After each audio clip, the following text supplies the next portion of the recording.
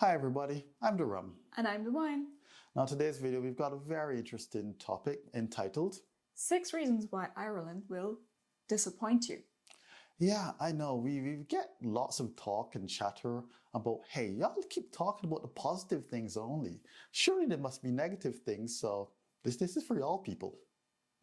Whenever we talk to people who haven't been to Ireland, they always ask us questions based on certain stereotypes and expectations. And I think even some of the people who move here without having been here before carry those expectations, and as we all know, expectations can very easily lead to disappointment. So we've got a little list for you here today. Cool, so let's get started. But before that, hey, if you like what we do here, hey, like the video and subscribe for more. Okay, let's get on with it. First one on the list is the landscape. Just, as an experiment, go to your search engine of your choice and type in Ireland landscapes. You'll find beautiful lush green hills, sunny skies, and all those kind of postcard picture perfect things. Now, if you are in Ireland, continue the experiments by looking outside. Okay, Yeah, I got betrayed. The sun suddenly appeared. It's been grey all morning, it's been grey all week, and now that I turned around, the sun is suddenly there. It's going to be grey in 10 minutes. The big point here is that, no, you see these bright skies, etc. like that, these aren't here for most of the year. Yeah, even sometimes for most of the day. When we go out and take footage and stuff like that, we look at the calendar for a sunny day. Because if we just went out whenever we felt like, y'all would get some grey skies. And when the skies are grey, kind of the whole landscape, it's like someone just turned off the colour and made everything a bit more grey. Not quite like a black and white photograph, but it's getting there. The grass doesn't look as green. The sky is just grey. The buildings even don't look like they have that much colour in them. Everything just looks like grey.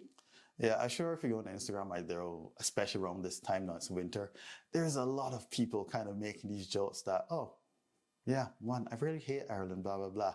Spot of sunlight comes on, oh my gosh, this is the best place to live on earth. Yeah, it's kind of feeling like that. Now, point number 2 on the list, we hear even from people who've visited Ireland, and they'll often tell us, oh, they love Ireland because the people are so friendly. Yeah, so you expect me to be like, yeah, they're not actually friendly. Yeah, they are actually friendly a lot of the time, except for when you're in certain situations, usually involving public transport or trying to get places. My personal pet peeve is, hey, people just look like grumpy on public transport when you're trying to pass or move or things like that. Yeah, we walk a lot, we don't have a car, so on and so forth. We know this already if you follow the channel. But one of my big pet peeves is that people don't make space for you to walk on the sidewalk.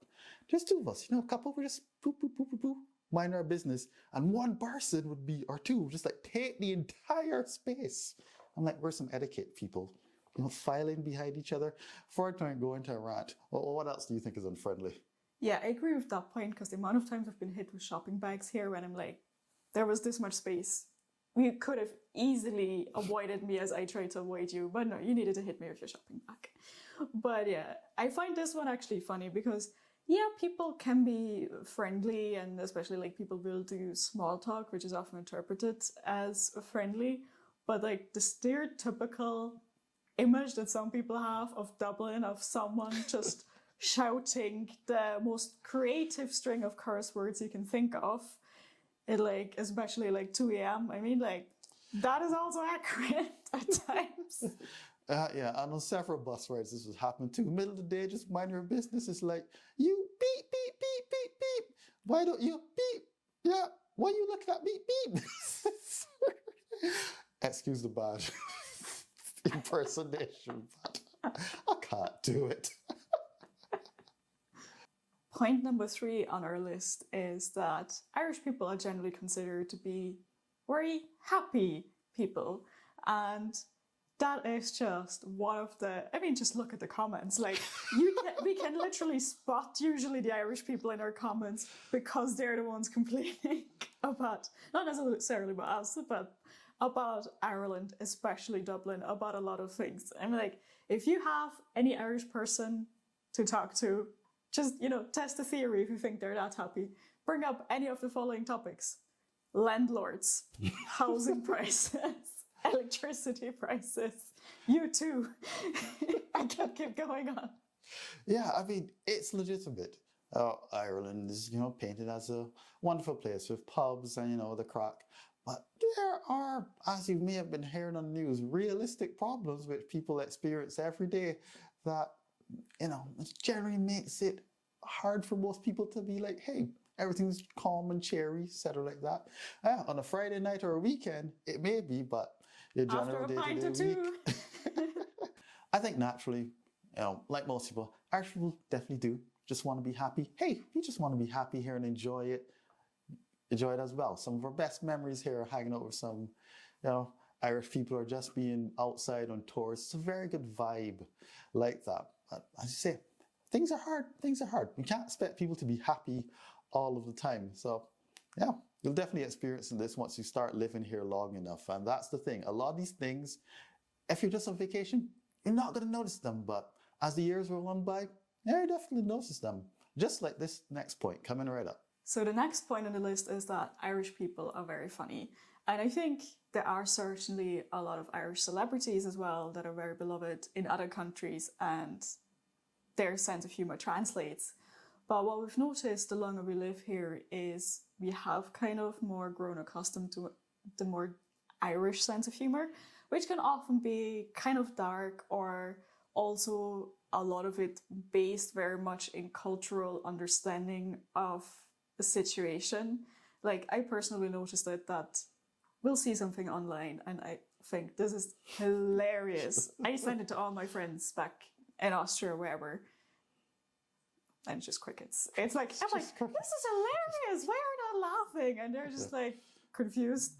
And it's in those moments that I realized to truly get the country's sense of humor and certain jokes, they're almost like in-jokes. You have to have lived here or just at least consumed a huge amount of cultural output of that country and understand the context of how it works to actually really get the sense of humor.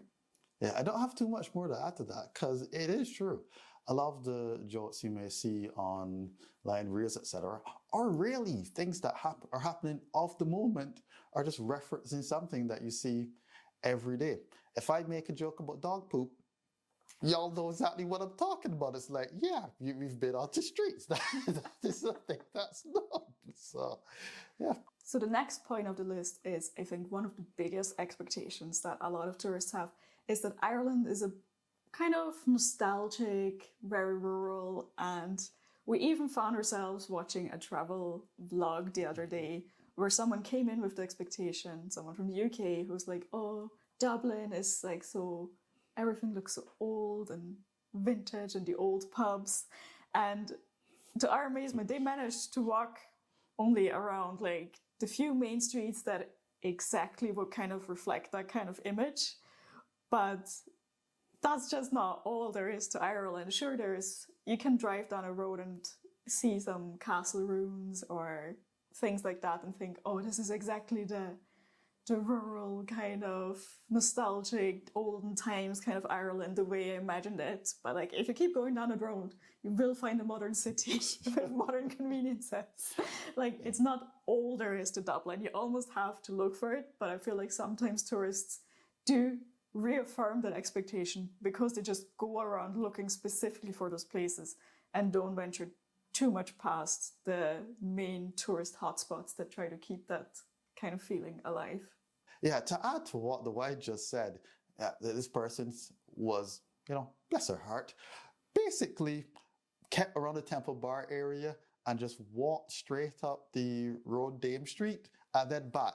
3 days, I think, and that was the entire trip. And I was like, props to you, you've seen some of the best parts of, what the tourist scenery has to show. But it didn't really go that far. And it even gets worse in the media. We obviously all these American-made movies, and it's just like the rural part of Ireland. Yeah. And everyone's dressed like it's decades ago. And like, you don't see anyone, pull out their laptop or, any other thing that would remind you that it's set in the 21st century. Yeah, you know how expensive getting, like, what is it, knitted, is it wool? What is it? The Aran wool sweaters. Yeah, you know how expensive those are, P? No, all of us aren't walking around with those wool sweaters. I wouldn't Especially mind not- having one, but you know, it's... Especially not the farmers. They're like about to do, dig into the mud as they clear out the stables.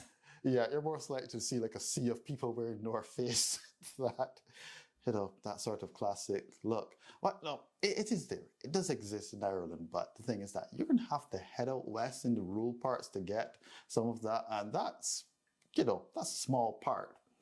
To get that sort of feeling, we had to go all the way to like Inish, Buffin, or Ennis, all the other kind of areas like that, the small towns. Otherwise, you're just going to be hit with suburbs. We all know what suburbs look like. There's a lot of suburbs here. And castles, sure, there's some there, but you got to be driving for like hours and hours to see some, most of the time.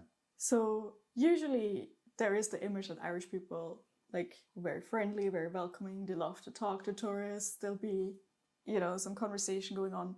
You might even call it some banter. But you've truly reached the, like, you've arrived levels when that banter turns into slagging off. So let me give you an example. We have a WhatsApp group for the apartment complex we live in, and there's I think a pretty wide mix of, there's a lot of Irish people, but there's also a lot of expats from very different countries that might have arrived relatively newly to the country. So a lot of the time, whenever something is going on, whether it's someone started complaining about someone's parking or whatever else. Or dog poop. Your favorite topic. It gets very annoying. I'm like, I don't understand why it's doing in the elevator, but that's another topic. But people will start, the bantering might turn into a bit of a slagging off of each other. And then you'll have people who have not much context yet for the culture get really offended and think, oh my God, everyone is so mean in here. Why is everyone a bully in this apartment group? And you can literally see the mismatch. Like, you would just want to find that person and tell them it's all joking. They're insulting each other for fun. It's part of the culture. Don't worry. They know each other. This is fine. We don't need to call the police to try and get the situation under control. Yeah, it's even more hilarious when you see it in real life, like in pubs and stuff, etc. It's kind of cool. It's one of my favorite parts to just sit back and watch, and it's like, ooh, I never knew you could string together an insult like that. I don't even attempt. It's a work of art. Props to everyone out there. It is amazing. It's something I aspire to one day. Yeah, so that was the end of the list. Hope you enjoyed it as much as we enjoyed making it. Oh, we laughed so much off camera. We had to compose ourselves after laughing at our own jokes. Yeah, we're like that. Well, if you also liked the video as much as we did, trying so hard not to laugh, then make sure you give it a like, comment about what disappointments you've experienced, funny or not, and make sure to subscribe for more videos. Yeah. Until then, this is us saying goodbye. Bis später. Bye. Sorry, I'm just like Sam bringing up dog poo. Dog poo. It's like trash taste, trying not to talk about dog poo. That was dog poo.